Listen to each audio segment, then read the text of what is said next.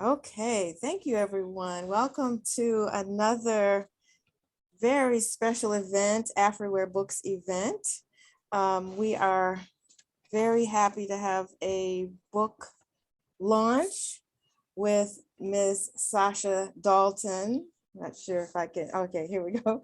With Ms. Sasha Daltonn. I'm going to do a quick intro just to put everybody on the same page. We will have then a prepared Q&A between myself and our guest. And then after about a half an hour, we will open it up for questions from the audience. I'm thankful to be joined by Jeffrey Johnson, our moderator for this evening, who will be letting in our guests. So again, my name is Nzinga Nomo. I'm the owner of Afriware Books Company. We've served the community for over 28 years by providing a platform for authors, artists, now artists, and advocates who instill us with a sense of cultural pride. We understand that culture matters, and it is the secret ingredient that activates interest in our heritage. So today, we have a very, very special Chicago guest with us today, who hot off the presses, right? A book called Unplugged, The Untold Story of Chicago's Gospel Music Festival, How a Jazz Singer Founded the World's Largest Gospel Festival. Let me tell you a little bit about her. I'm gonna read her bio on the back of her book, and we're going to engage in a very exciting conversation. Hopefully you can hear in the background a little hint of the conversation we're gonna have. We have some music going by Dinah Washington. So that's a little hint of what's to come. Again, before I get started, I want to make sure that the TikTokers know to go to the link in the bio and make sure to go to the top link, which is the events link. You will see the link to the Zoom call that we're on now. And Instagram, please join us at afriwarebooks.com/events, or you can stay right here and hopefully you can hear through the speaker. But if you want to see our beautiful guest, you've got to come to Zoom. You got to come to Zoom. Okay, so Ms. Daltonn, singer, actress, and event producer and consultant, is best known for her powerful portrayal of Sasha Sings Dinah. That would be Dinah Washington, okay, the music you're hearing in the background. A show in which she stars and authors on the life of Dinah Washington, an avid advocate of jazz and gospel music. Sasha founded the Chicago Gospel Musical Festival under the late beloved Mayor Harold Washington. She lives on Chicago's South Side. For those of you who know, you know, and has one daughter, Angela Renee.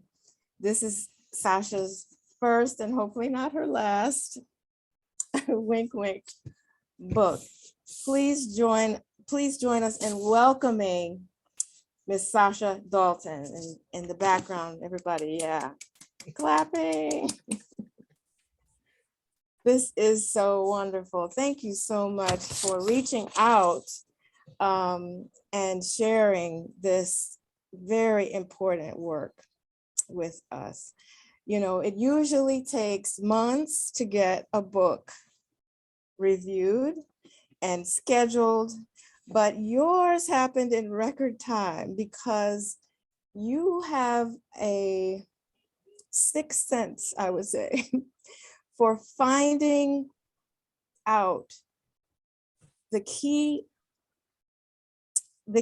that are needed to open the doors and make everything happen. First of all, your PR savviness is absolutely supreme. Also, you're a seasoned marketer. And I have learned so much from you in just the few days, right, that I have gotten to know you. Oh, my cameras. There we go. That I have gotten to know you. Would you please begin at the beginning? How did you become inspired to write this book now? And yeah, let's just start there, please. And feel free to add anything that I may have left out from your biography that you would like to share with the community. Well, first, I'd like to say thank you very much for having me. This is quite an honor. I was so excited when you called and showed interest in my new book. Yes. And I sincerely appreciate this opportunity to share my story.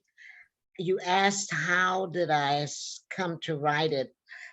I guess it was because I really finally realized that I had a responsibility to history, to tell the story of how this festival began, and that it is now celebrating 35 years. It would have been 37, but for 2 years, the city didn't have the event because of the pandemic. So my daughter was probably one of my greatest influencers, because she would say to me, "Mom, you got to tell the story.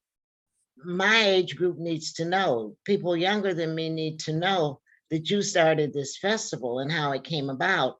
And because I believe in the fact that we have to tell our own stories, and that history is important, even though it was an event that started in 1985, it's still going on.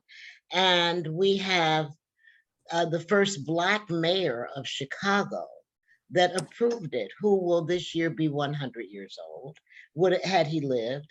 And I think that's a very important thing, that he had the confidence in me when I went to him with the idea to do it, and that this is something that started under his administration that is still continuing.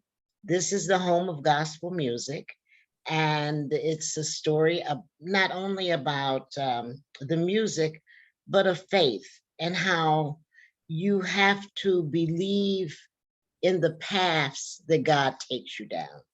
Because doing a gospel festival was not in my plans, but it was something that was that was designed for me to do, and I had to acknowledge that and share the story, because anyone who has a plan that they feel is enormous can achieve it, and I wanted to partly be that example. Well, I have truly been enjoying this riveting book, and you really put me back in the whole ambiance of the election of the late, great Harold Washington, which was so delightful, to re-experience. How did you meet the mayor? Well, actually, I knew him before he was mayor. When he was a state representative and a congressman, we were friends. And at the time he decided to run for mayor, I happened to still be in Chicago, because I had spent a lot of time in New York, but I was in Chicago when my show closed, the show Sasha Sing Dinah, and I was actually waiting to go to New York until the producers got the funding for the show to open off Broadway. And that was during the time when he was beginning the campaign. So of course he was my friend, and this was an exciting time in Chicago. And I became involved in the mayoral campaign. And that was such a blessing for me. I was over a group called Artists for Washington. And for those of you that may not be familiar with that time period, Chicago was just so much behind him, especially Black Chicago. And there were all types of committees that formed to help to support the campaign. And the artist community, of course, they didn't have a lot of money to give. So what happened is his brother, Raymond Price, said, "I think I know a way that the artists can be a part of this." and that is to donate their services to fundraising events that were being put on by the campaign. That was unheard of for entertainers to perform free, for musicians to perform free. And the idea caught on so big that they needed a coordinator for this effort. And that happened to be me. And we had musicians, we had DJs, we had sound companies. Everyone wanted to contribute to make Harold Washington the first Black mayor. And that was the role that I played in the campaign, as the coordinator for Artists for Washington. Okay, every time you speak, you say something that makes me want to back up through time. So you mentioned in passing Sasha sings Dinah. Okay, how is that related? How did that unfold? What was that all about? Okay, there was part of I guess, in the book I talk about the paths that I went down in order to get to the Gospel Festival. So in 1979, I wrote a show entitled Running with the 8 Ball, which was all about the history of Black Chicago. And it was a show to encourage young people to stay in school by using Black Chicagoans as positive role models that had been educated in the Chicago public schools. And the show was a big success. And one of the reasons was not only the message, but I recreated a part of a nightclub that was very prominent during that time called the Club de Lisa. So we had all of these adults and people coming to see the show and love the segment on the Club de Lisa. So I decided to write a show on the Club de Lisa.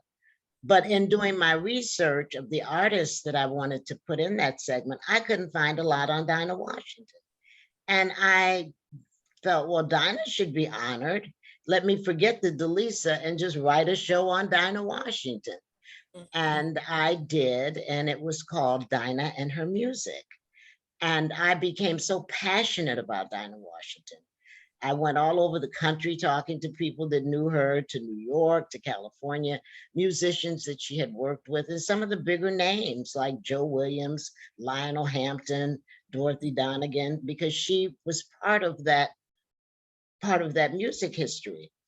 And when I came back and finished the show, I was looking for someone to perform in the show, to play the role of Dinah Washington. And I was so passionate, I probably just got on everybody's nerves. And I finally found a young lady that I wanted to cast in the show.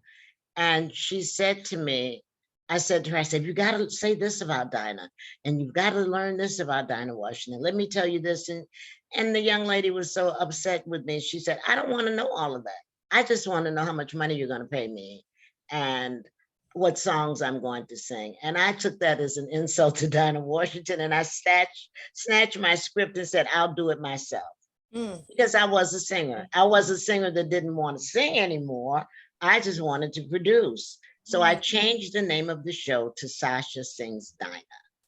And it ran in Chicago for 18 months. And as far as I know, it was the first show that was ever done on Dinah Washington. And a New York producer was in the audience closing night. I didn't know he was there.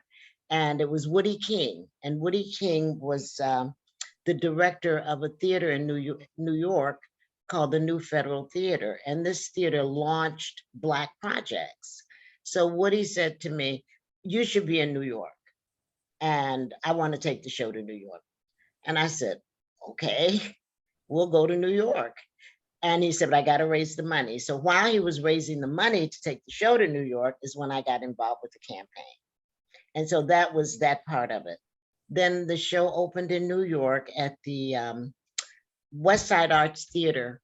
Well, it went to a cabaret first. That was successful. And we took it to off-Broadway to the West Side Arts Theater, where it ran for maybe about 4 months, 3 or 4 months. And then I came back to Chicago on a visit. And that's how I happened to end up staying here. I wasn't planning to stay. I was planning to go back to New York, but then I gave the mayor this idea for several events. And one of which was the gospel festival. And that's how it started. And I said to the mayor, well, he said, can you do this festival this fast? And I said, I can't do it at all. I'm going back to New York. He said, not if it's going to be a gospel festival. So that's really how it happened. I mean, reading your description of how it unfolded and just the way you're able to open doors wherever you go, and how, and then you mentioned that the mayor was this way too. If you even let on that you were not willing to go, he wasn't hearing that. He wasn't hearing it. No. He was He only wasn't hearing it at all. Yeah, he was only hearing it. I love that attitude. And it's, it's obvious, how he got to become mayor and why you all are friends. Okay, let me add. Right. He was a very special person. Oh, he was, you couldn't say no to him. You could say no and he'd just come back like he didn't hear you and say, well, we're going to do this. So I felt, well, okay, he wants me to do this. But I never, after he became mayor, I never called him Harold again. Prior to that, he was always, Harold, I need you to do this. Harold, would you buy some tickets for my show? Harold, would you do this? But once he became mayor, until the day he died, I referred to him as Mayor of Washington. And what an honor that was, right? To be able to call. Oh my God, that man. It's unbelievable. Just to know him, just to be part of that history was riveting. It really was. And as is your book. Okay, as is your book. Okay, where else to delve a little bit deeper before we open it up for questions? And just as a quick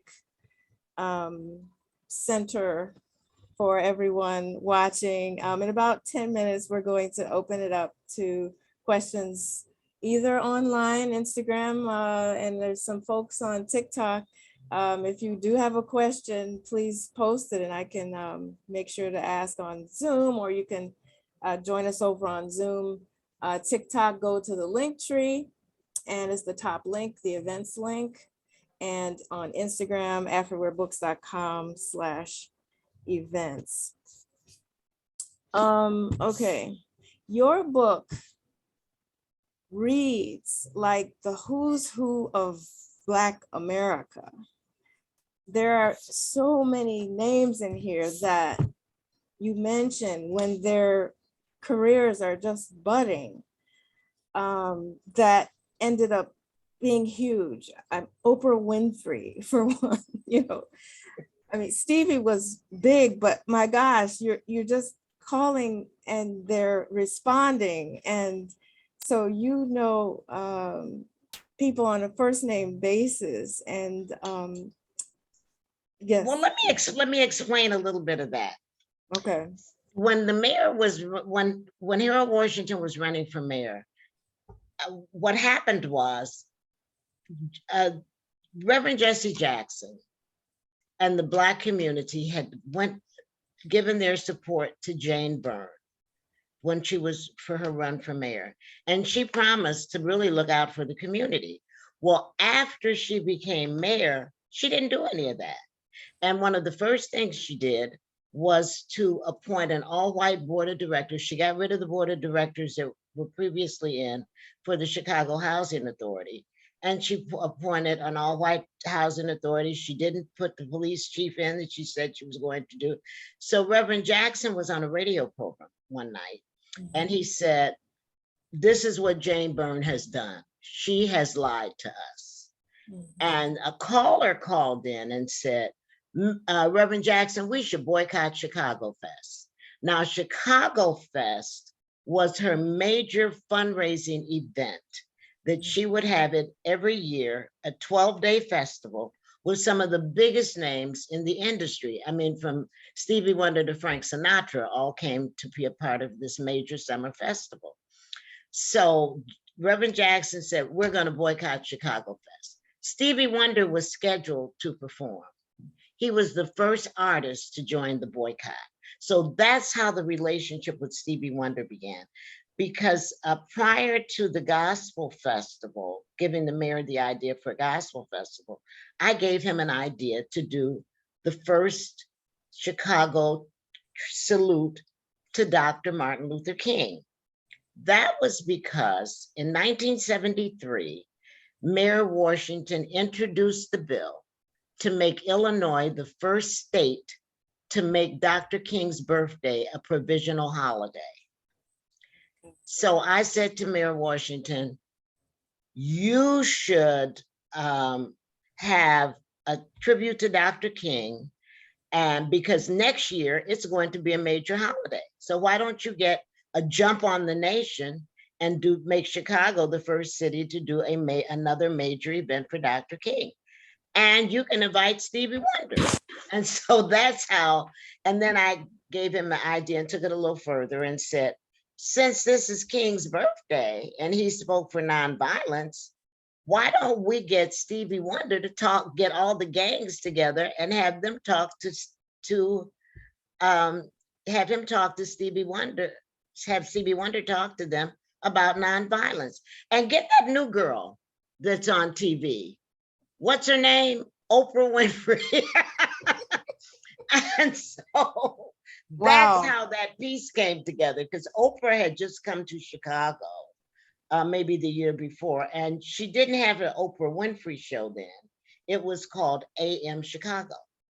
Okay. And so we got Oprah and Stevie to talk to the gangs, and we had every gang leader in the city, Black, white, Hispanic, in a session with Oprah and Stevie talking about nonviolence. So that's how that Stevie relationship came in. I don't want to say I'm friends with Stevie, but that's how, he became part of this scenario. He and Oprah both. Now, in the book, you said that wasn't widely publicized. No, we had a big all-day celebration to Dr. King, but we didn't publicize that part of it.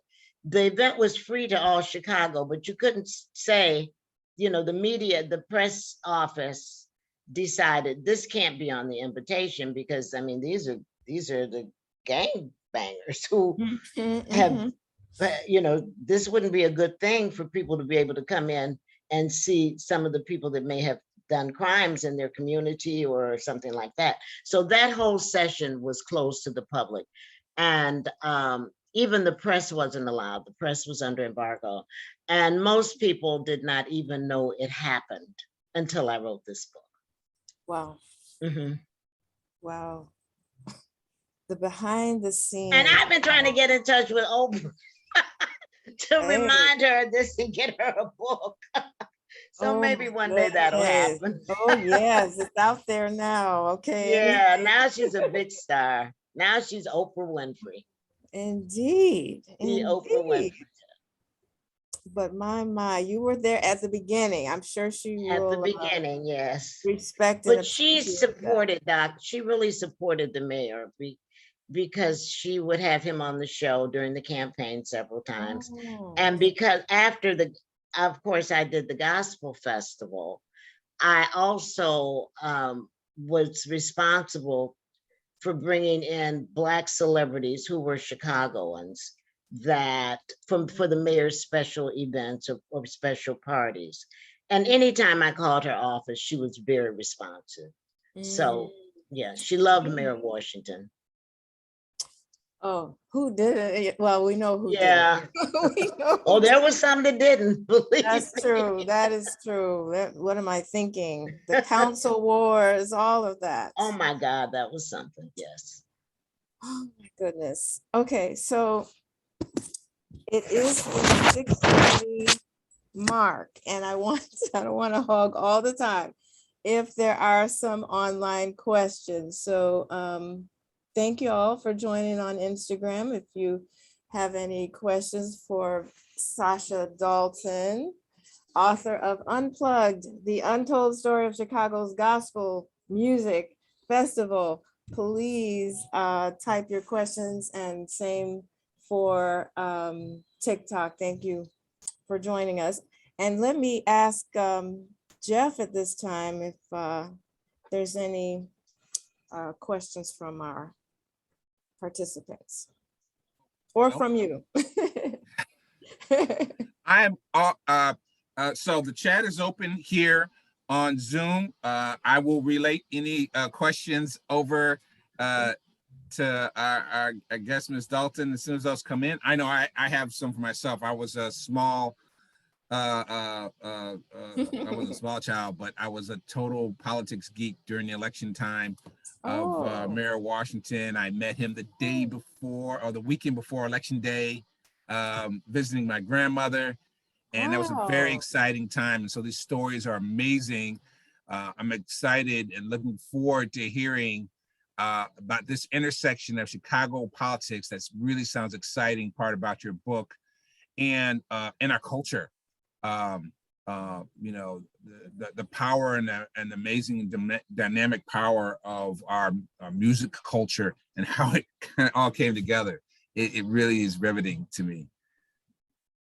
Yes, that you were able to leverage our most valuable resource for the good, you know, that was amazing. And Sasha, definitely you are to be commended for being the brainchild behind that and making it happen in such a successful way. And, you know, it's just an honor, you know, that we're able to hear directly from you the story behind the story.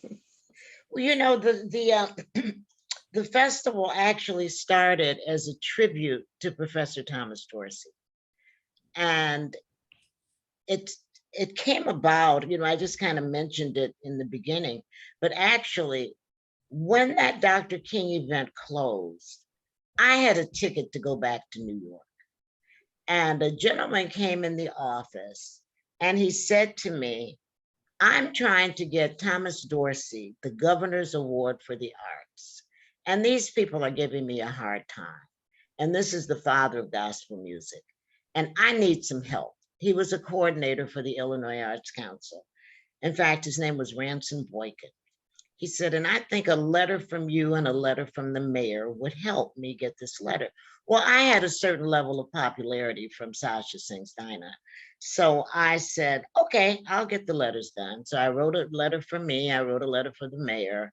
I had the mayor's signature applied to it and I gave it to him. And he came back a couple of weeks later and he said, that cinched it. Dorsey's going to get the governor's award for the arts.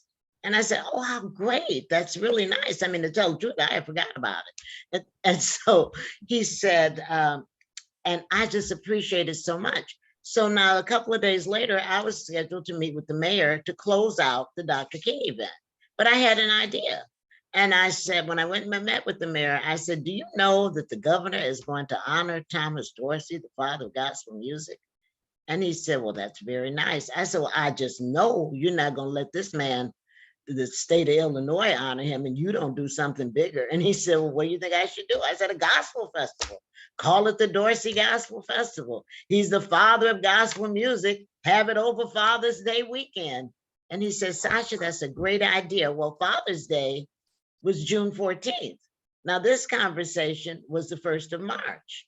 And he said, That's quick. do you think you can do it that fast? I said, I can't do it at all. I got a ticket to go back to New York. And he said, not if it's going to be a gospel festival. And that's how it happened. That's really how it happened. That's amazing.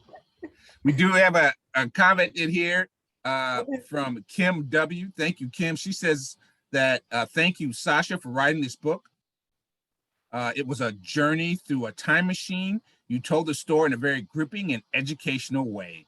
And a big smile emoji for Kim W. Thank you, Kim. Thank you. Okay. I'm checking Instagram and TikTok. I don't see anything yet. For some reason, my Instagram has the brightness has lowered, so I'm not able to see. Sorry, Instagram. But anyway, I want to make sure to ask you about this comment. There was a little controversial. No. Tell us more about Thomas Dorsey and how you, why you came to choose Thomas Dorsey for the centerpiece of the Gospel Fest. Well, I guess it was because he was this letter that I needed to write for him to get the recognition from the state of Illinois. But I didn't know a lot about Thomas Dorsey. I only knew that he wrote Precious Lord, Take My Hand. I mean, to be honest, I was surprised to find out he was still alive, to tell the truth. But he made gospel music what it is. Before he introduced gospel music, let me say it like that. He was formerly a blues musician, and he used to go by the name of Georgia Tom. And he was the music director for Ma Rainey. And there was an incident that happened in his life where he changed his music focus and started doing gospel music. And that incident was the death of his wife and child that she lost during childbirth. And so he just switched his whole course and he started writing gospel music. And he became known then as the father of gospel music because, of course, up until then, in that time, in the Black church, we were doing more hymns and spiritual songs. And he introduced this new style of music with this syncopated rhythm that he called gospel. And it became what it is today, and which is why he's called the father of gospel music. Okay. Wonderful, wonderful. Checking for questions. Don't see anything. I have a quick question, Ms. Daltonn. Given the exciting and way that the Gospel Fest came into being, and how you were able to leverage your relationship with the beloved mayor to get this to be one of his many signature accomplishments, what do you think has made it be so enduring over time? How has it lasted all this time, do you think?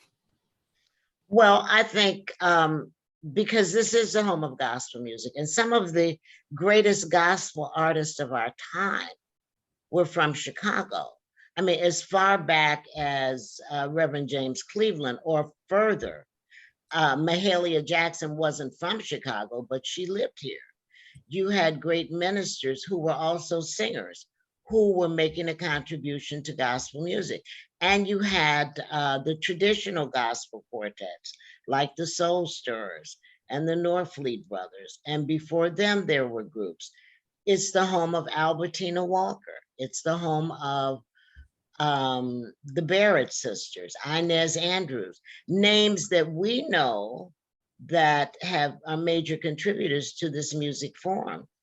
During the time of the Gospel Festival, Sally Martin was still living.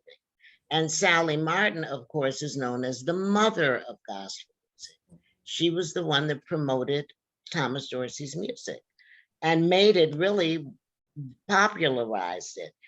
She also was part of the first Black music publishing company that was here in Chicago, Martin and Morris. And then you have a host of great pastors that are known all over the world. So because gospel is so much a part of our culture here, Black culture, but especially in Chicago, I think that helped to make it what it was and to get the support. It wasn't easy for me initially to be over a city-sponsored gospel festival. There was a lot of resistance toward me in the beginning because the gospel community did not know me as part of their community, but everyone knew me as a jazz singer. So you hear, and there were people that were doing gospel before me here, a gospel television show called Jubilee Showcase. So once we had a Black mayor, and it would seem logical that if the mayor was going to allow a gospel festival to happen, he would have had someone in the gospel community to do it, but he didn't. You know, I took the idea to him and he said, you do it.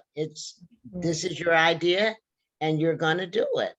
And I had ministers who would call City Hall when I was there initially with doing the Dr. King celebration, and they would tell the mayor to get that blues singing HEFFA out of City Hall.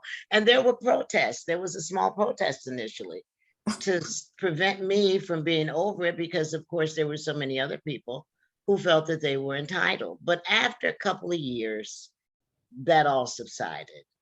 And people didn't know me as a gospel person. And of course, this was 1985.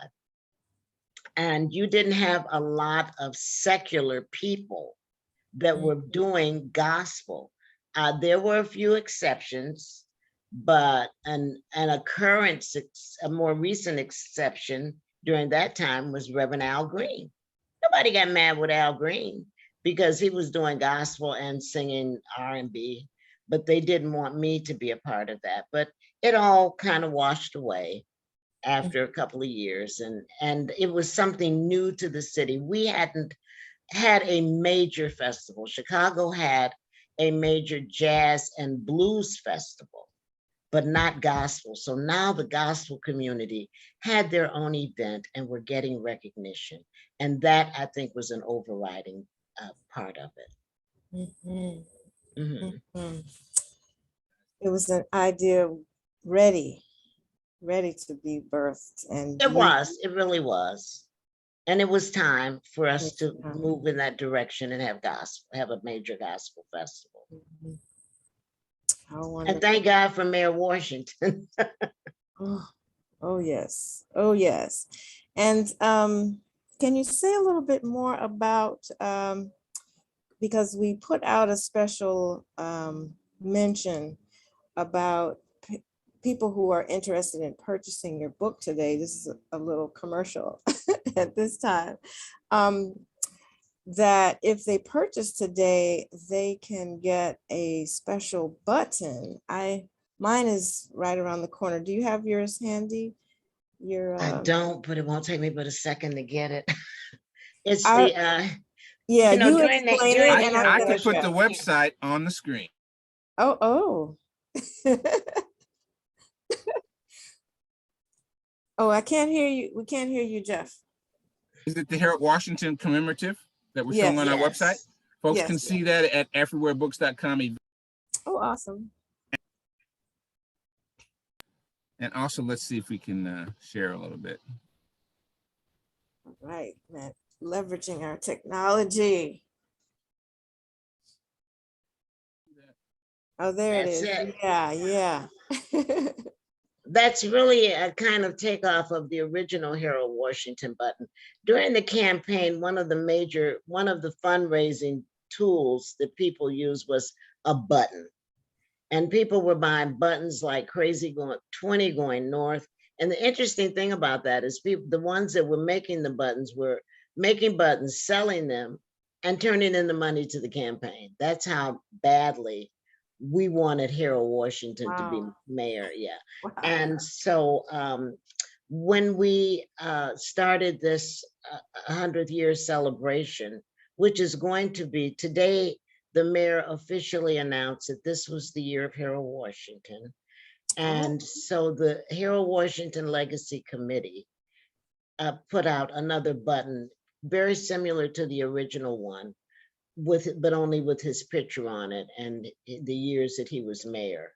And that will be given away, for special things, or it's not going to be sold. So it will run out very soon. Okay. Yeah. So it's a keepsake. It's really a keepsake. Yeah. Oh yeah, I kept and still have my original. That was like a prized possession, really. Oh yeah. And I remember I was in high school at the time. We would wear them so proudly on the bus, wherever we were. It was just such a unique time in our history, a very proud moment. Black people had a real sense of pride and accomplishment. Not that we don't have a sense of pride, let me say that, but that we had a Black mayor, we had Black representation in City Hall. And we had a mayor that said he was going to look out for the Black community, and he did. Mhm. Yeah. Absolutely. And you know what? Another thing I love about your book is how I think it's so important that we document and savor our successes. And, you know, Harold Washington was such, you know, that was the crown and glory in terms of political success. And, you know, there can't be too many books written about it. And just the angle that you've chosen with the artistic community and the bake sales and all the different pieces, it was so interesting to hear that that side of the story as well, because there's so many stories to be told about. Yeah, there are millions. Wasn't there a TV show that said there are a million stories in the Naked City? This is just one of them. But there are a million stories about you know, that campaign, and I was Yeah. glad to be a part of it. But I think that one of the most important things for me, having been a part of that, is to have been able to start a gospel festival in this city that recognize gospel music, gospel artists, and became as large as it did, because when we first started it, it was in the neighborhood. It was in a place called the South Shore Cultural Center in the South Shore area. And that area was changing. And once Harold Washington became mayor, he stopped Chicago Fest, but he introduced a new program that was called the Neighborhood Festivals Program, where the communities could do their own events with the help of and support from the mayor's office of special events. So this was an idea that when I took it to him, he said, let's put it in South Shore. Well, South Shore was a community, as I said, that was changing. The whites were moving out. They didn't want Black people there. The only time Black people really went to that community was to do day work, which is to work in the homes of white people. Well, now it was changing, and the white establishment was moving, and the country club was being underutilized, and the city wanted to tear it down. And there was a group of people that came together as called themselves the South Shore Coalition, and kept that country club where it was and where it is. And it's now called the South Shore Cultural Center. But that was the home of the Dorsey Gospel Festival for the first 2 years. And we, the first year we had 30,000 people in attendance. The second year we had 40,000 people in attendance. Wow. They had to close the park. So the mayor said, you've got to move this. It's got to go downtown and become a major festival, just like the blues and jazz. And because the city had a policy that you could not name a festival after a person or a corporation, we had to change the name, and it became known as the Chicago Gospel Festival. So Grant Park is one of those enormous entertainment parks, and 40,000 people was nothing to have in Grant Park. And with that move, we became a 2-day festival instead of a 1-day festival with 2 stages. So I had to prove that the festival was worthy to go downtown as a major festival, which meant that I had to make sure that that audience attendance was increased substantially to at least 60,000 people a day. And I had formed a committee of people and ministers. The ministers committee was headed by Reverend Clay Evans, who was one of the most renowned ministers in the country. And Albertina Walker, who was known as the Queen of Gospel Music, was over the talent committee. And we had other committees that really worked to help to increase the audience attendance. The first year we had 60,000 people, and it was a torrential rainstorm, and they stayed. But one of the things that happened with the talent was I expanded the talent offerings beyond just the regular gospel artists. So we brought in people like Clifton Davis, who is a singer, but at the time and he's an ordained pastor, and he was at the time on Amen. So I said, we need television stars, we need to do theater. We had excerpts of gospel productions. And Mayor Washington said in his inaugural address that he was the mayor for all Chicago. So when you look at the blues festival and the jazz festivals, they weren't just all focused to one ethnic group. Everybody loves gospel music. It wasn't just exclusive to the gospel community. So I opened it up in a way that we would attract a larger inclusive audience. Although it was a 98% or 90% Black audience and talent, but there were other performances that were also presented. I think we had Linda Hopkins, people that were respected in gospel, but that you never saw on a gospel festival or maybe coming to their church. But Linda had an enormous appeal to the gospel community, Black and white, and was always on one of those televangelist shows. So she helped to increase the audience attendance because people loved Linda Hopkins. They loved Billy Preston. They loved Clifton Davis. And there are pictures in the book of Clifton Davis singing in a raincoat. And people stayed. The audience stayed in a torrential rainstorm. It rained so bad with Al Green there that they wanted to stop the festival. And I said, wait a minute, you see all these people out here? We'll have a holy war. And they stayed. So that was a testament to of how positive gospel music was. The next year we had 70,000 people per day.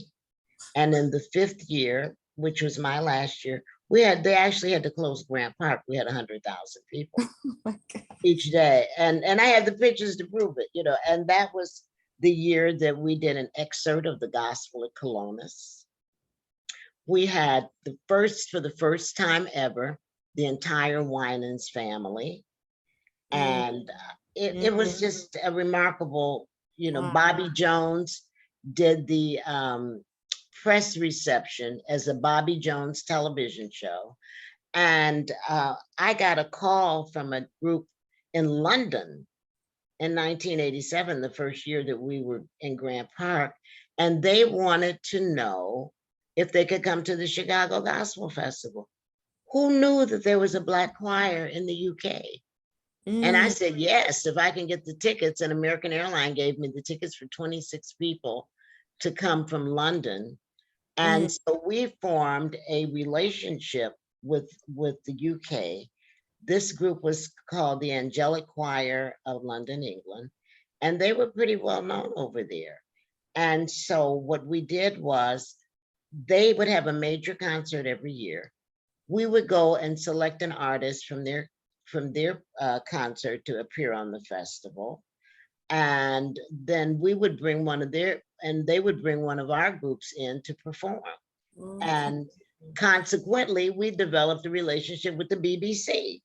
So the BBC would come to the festival and tape portions of the festival to air on the BBC. So we actually became international. And it did so much for tourism. It was unbelievable. One year during Gospel Festival time, there were no hotel rooms available.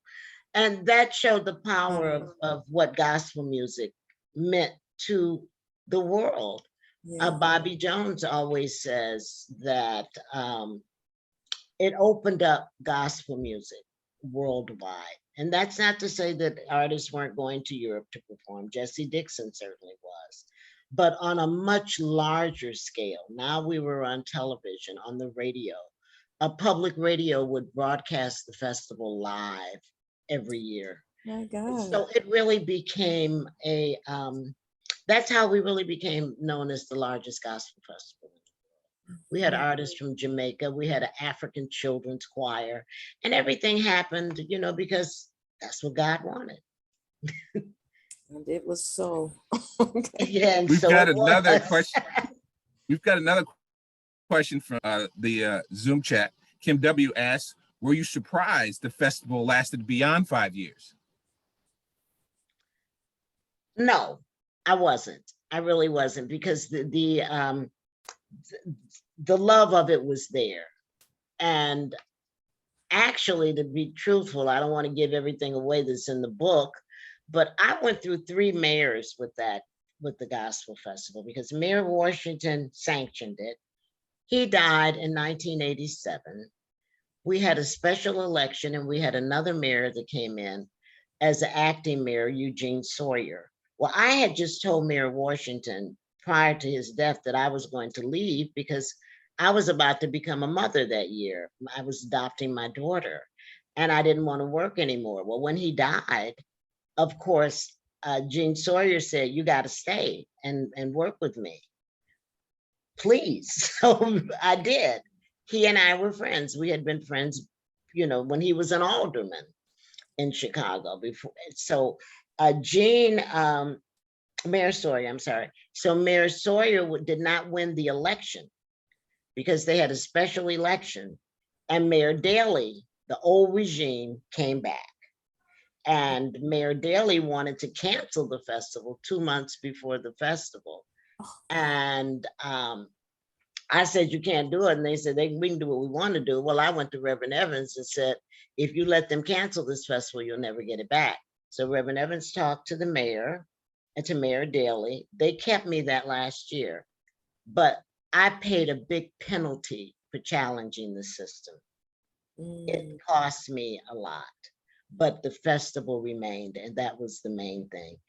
As time heals all wounds, and we understand that things happen because of politics, Mayor Daley and I made up. He even asked me to come back and work for him, and I told him, forget it. You got rid of me once, I'll never come back again. But the main important thing was that the festival lasted. So I am not surprised that it happened, because the community loved it. And everything is political, and no mayor is going to cancel something that the people want. And they need the religious community. Absolutely. And the tourism dollars, I mean, you mentioned that piece, they always, are.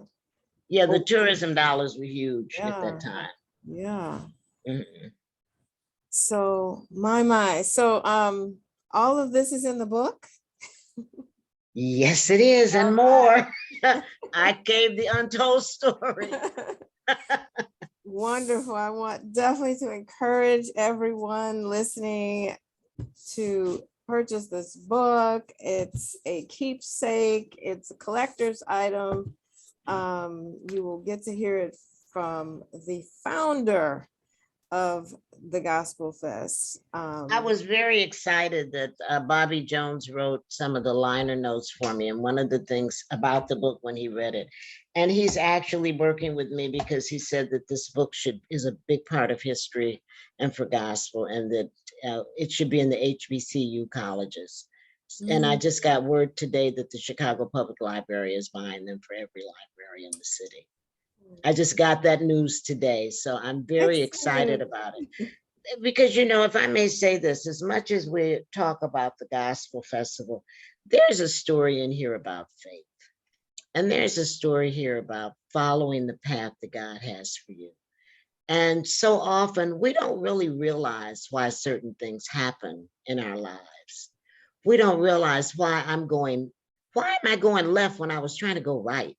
Well, what's happening? Why am I going this way? Well, that's because God's got something bigger for you down that path. I'm always reminded, and when I first started writing the book, I had an editor that I was telling him the story, and he said, you've got to put this in the book. I said, I don't want to say that, because I don't want people to think that I'm just saying this to get some kind of sympathy. He said, but it's part of the story. And he really encouraged me to tell the part about when I started the Dinah Washington show. My mother, who did not necessarily want me to have anything to do with show business, my mother always said to me, you need to go finish school so you can get a job teaching so that you can have a pension. But she always supported me. So Mhm. she came to the opening night show. She invited all of her friends. It was packed. And I just looked and I said, where did all these people come from? And more important, I said, did they pay? And then I saw my mom, and she had invited many of her friends there. After the show, she walked up to me, she hugged me, and she said, this show is going to do great things for you. I can see it. Mm. My mother went home, her house caught on fire, and those were the last words I ever heard her speak. I was devastated. And my show had become an instant success, and then I had lost my mother, and I couldn't give in, because I said, if I break down, I'll never get up again. And Mhm. when I went to New York, when Woody King asked me to come to New York, I didn't really want to do it, but I could hear my mother saying, this is going to be great for you. But New York was not the great success that we were hoping that it would be. But I mean, it was a good run. The reviews were decent, but that was the part that led me to the gospel festival. And I Mhm. realized that was the great thing. That was the message, to do something that's going to last, to do something for God's people. Not that the people that saw the Dinah show or like Dinah weren't God's people, but this was much bigger. He had a bigger plan for my life. And that was the piece that resonated with me. And I try to tell that story and parts of that in the book, because anyone who questions, why am I doing this? As long as your intention is good and you're being directed in the right way, don't worry about it. If you have an idea and it's maybe an enormous idea, just pray over it. God's got your back.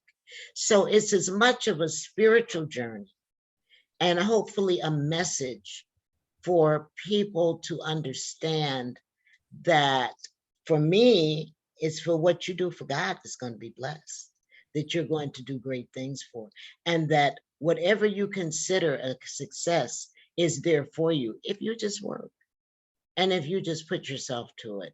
And that, for me, is a very important part of the journey of a gospel festival. And that's what I try to tell. And you did. Interwoven in the story.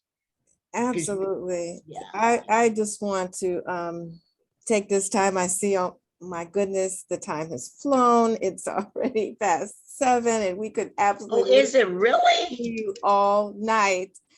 Yes, it is Oh my amazing. God. I know, I know.